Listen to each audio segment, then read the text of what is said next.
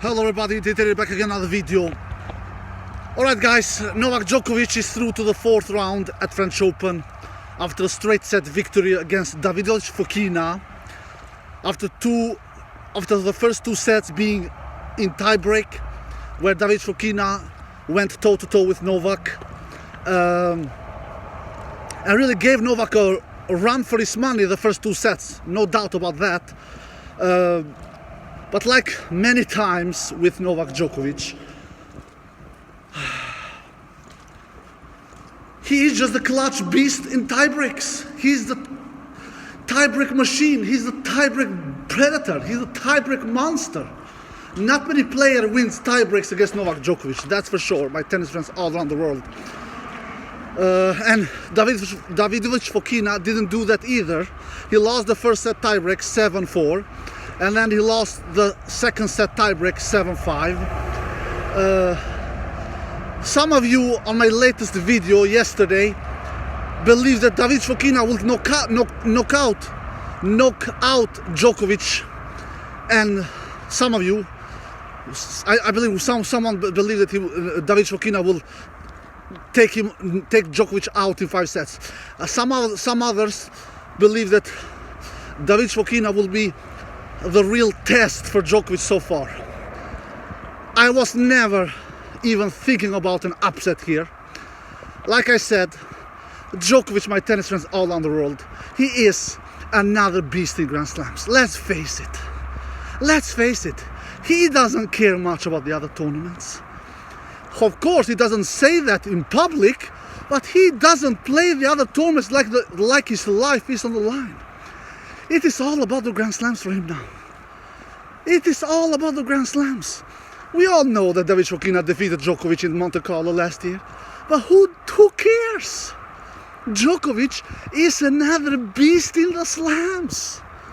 He doesn't care that he has come into this French Open with poor form and lost a couple of matches in Monte Carlo, in Banja Luka and in Rome. And he has not even played a semi-final match on this clay court season. He doesn't care about that. He knows he's Novak Djokovic. He knows that he's on a mission. So, I don't know about you guys, but for me, the only player who has a really big chance against Djokovic is Carlos Alcaraz, if Carlos is in that semi-final. Because Carlos, he has a difficult way. He will face later tonight Denis Shapovalov, which will not be an easy match. And then Lorenzo Musetti in the fourth round. Man, Carlos, all respect to Carlos, he's a super talented player, but he will not have an easy time taking out Shapovalov in the third round, and then Lorenzo Musetti in the fourth round. And then in the quarters, Stefan Tsitsipas. Yeah, we know he owns Stefan Tsitsipas, but Stefan Tsitsipas is playing some really good tennis. He's winning his matches in pretty comfortable way. But Djokovic, he's sending the message. He's sending the message to my tennis friends all around the world. He's saying to everybody that I am the 22 times Grand Slam champion. I am not finished yet.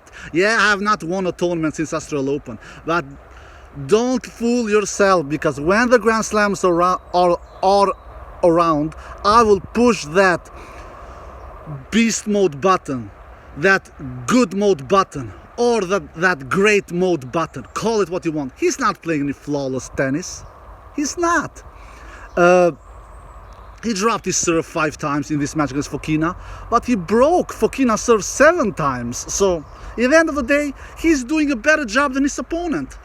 He did, how was his stat? He landed 6, he did 6 double faults in this match, one ace only, lands 65% first serve in. Pretty good number, but wins only 65% behind his first serve. Usually he's over that, but not in this match. And he wins only 40% of the points behind his second serve. That is pretty low to be Djokovic. And he did 27 winners and 38 unforced errors. He does 11 more unforced errors than winners. All in all, he wins in the match in total points, 124 points. David Fokina, how was his stats? He did 3 aces, 2 double faults, lands 68% first serves in, so he lands higher first serves in than Djokovic.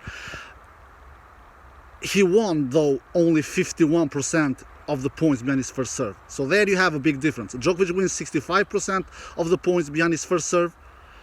Davidovich Fokina wins only 51% of the points behind his first serve. That will never do the job to beat Djokovic.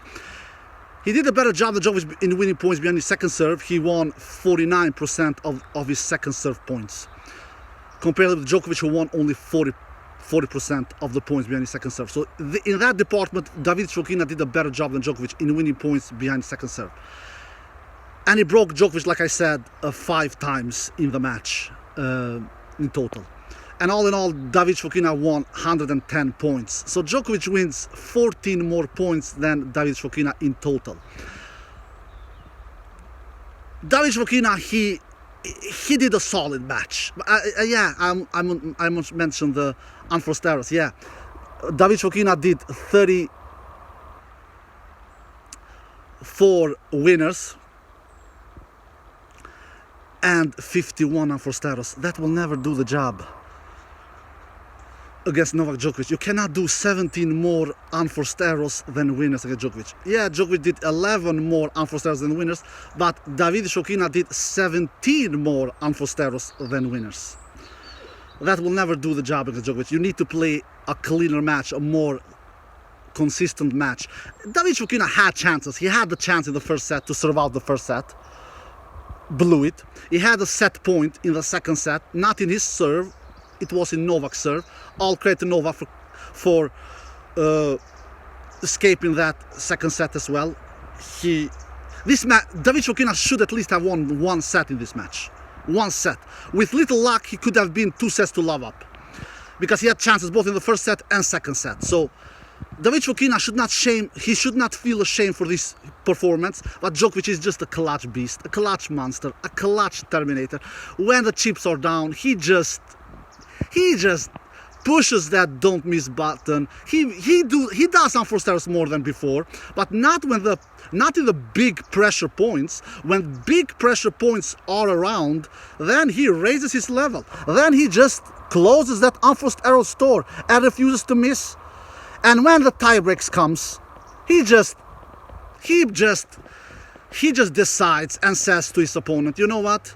I am the tiebreak machine, I am the tiebreak monster, I am the tiebreak terminator. If you want to beat me in a tiebreak, you really should play a flawless tiebreak. If not, I will punish you. And Djokovic punished Fokina in the both tiebreaks that he won.